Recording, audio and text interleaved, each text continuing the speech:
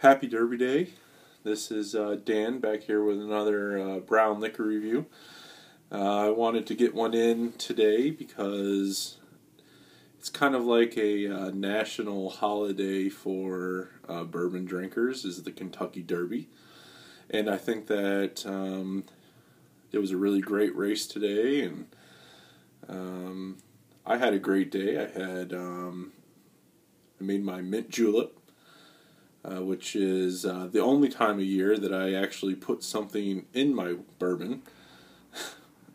So that was really good. And then I also made hot browns from scratch, which I shared with my wife and my neighbors. So it's been a very Louisville type of a day, a very Kentucky bluegrass kind of a day.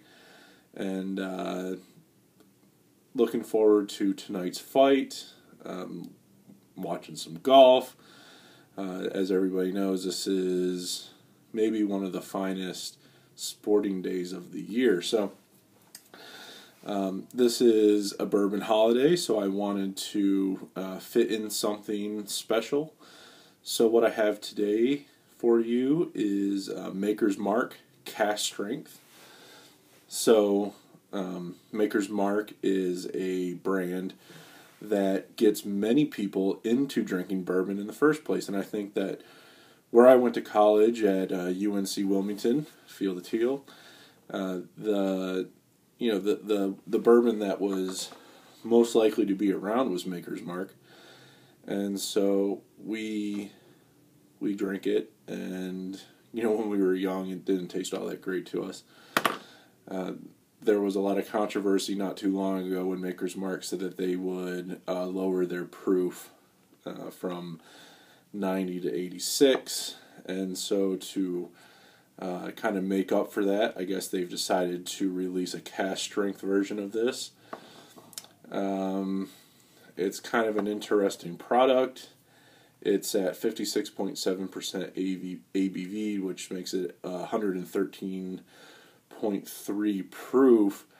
The thing that's kind of interesting about it is that you can only get it in 375 milliliter bottles. And the other thing about it is that it's about $36 a bottle. So for a full-size bottle, you would have to kind of project it out to be at least $70 bottle. And when it goes up to that amount of price, it's up there in the elite kind of bourbons. That price gets you up into Buffalo Trace Antique Collection. It's more expensive than Blanton's. It's more expensive than all kinds of different ones. I mean, Noah's Mill. So they're putting themselves out there, and so what I wanted to do was just review it for you and let you know how what usually is kind of it's getting towards to be like a well bourbon. Can it stand up to? I mean, I've reviewed two other wheated bourbons. This is a wheated bourbon. I've reviewed the Old Rip Van Winkle 10 and 12. Okay, and if you project this bottle out, this bottle would be more expensive than a 10 and 12-year-old Old Rip Van Winkle product. Okay, so I think you can kind of see where I'm going with this one. This one has some cards stacked against it. So let's get into the smell, the nose.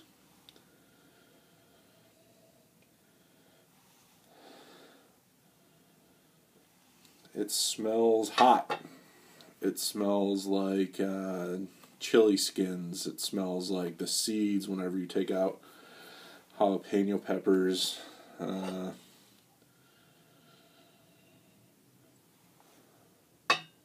Two reviews before this one, I reviewed Four Roses barrel strength. And one of the things I did not say is that it was hot. Sometimes what makes a bourbon hot is the way that it's distilled. Sometimes if it's rushed, sometimes if they just don't take their time with it. And, a lot of things point to the fact that Maker's Mark is probably trying to boost production as much as possible to create, give the, meet the demands of the people. And in my honest opinion, this smells like a rushed product. Okay. On the nose, you have a musty wood smell. You get burnt notes like charcoal, sulfur.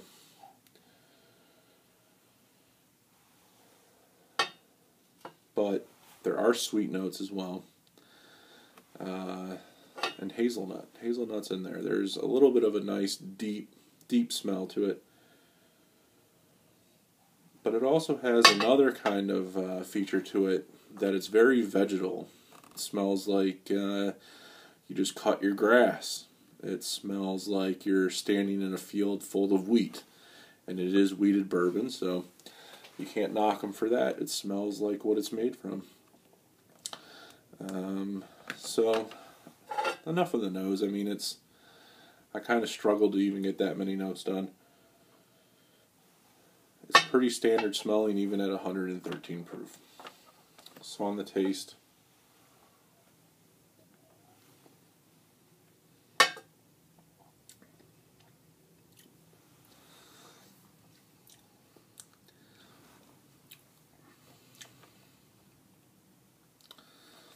it's good. It's really hot. I mean, even on the finish, have you ever had a really strong ginger beer? It's got that ginger burn to it. It's got a cinnamon burn. It tastes like cinnamon, which is a good thing, but the burn is off-putting. Another part is that it's extremely dry, which is something that I like anyways. But my mouth is actually, I need to continue to drink water with this product.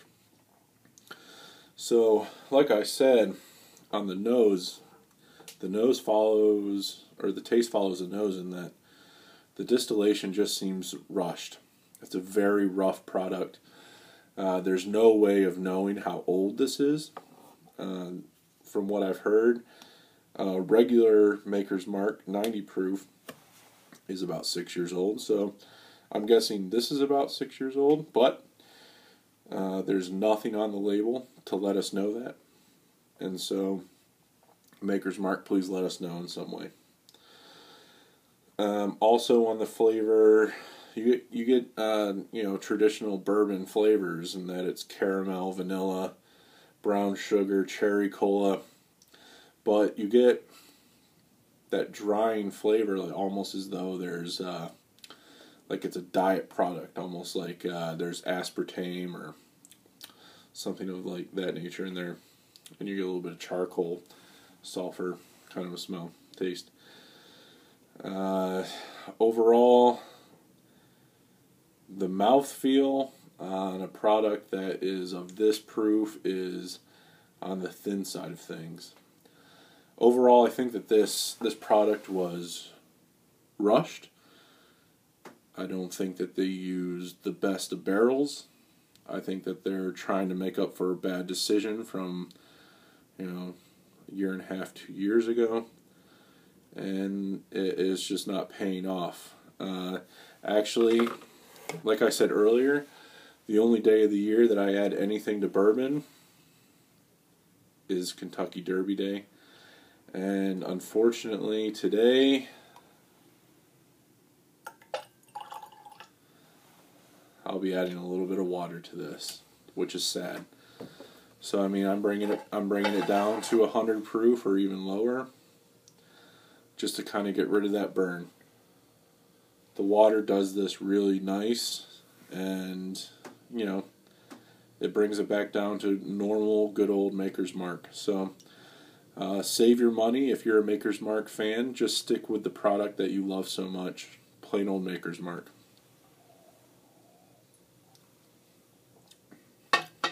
yeah, with water, this is the product that you know and love.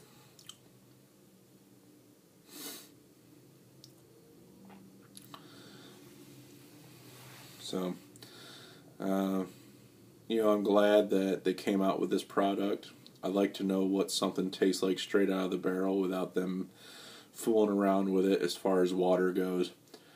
They don't talk anything about whether it's uncut, unfiltered, anything like that. I mean, the label is non-existent. For some reason, they want us to meet the makers. This is batch 1402. All of these things are vague, close to worthless information. I give this product an 84. I wouldn't buy it if I were you. And I would stick with plain old Maker's Mark 45%. I have never tried the 46, but stick with what works. I applaud Maker's Mark for coming out with this product, but it's just rushed. It's not up to standards. So save your money. If you want a cask strength bourbon, buy yourself some Bookers for $20 cheaper. Buy some Wild Turkey Rare Breed. Buy some Bottled in Bonds. Buy almost anything cheaper. Even George T. Stagg Jr. is cheaper than this if you double the price. So save your money.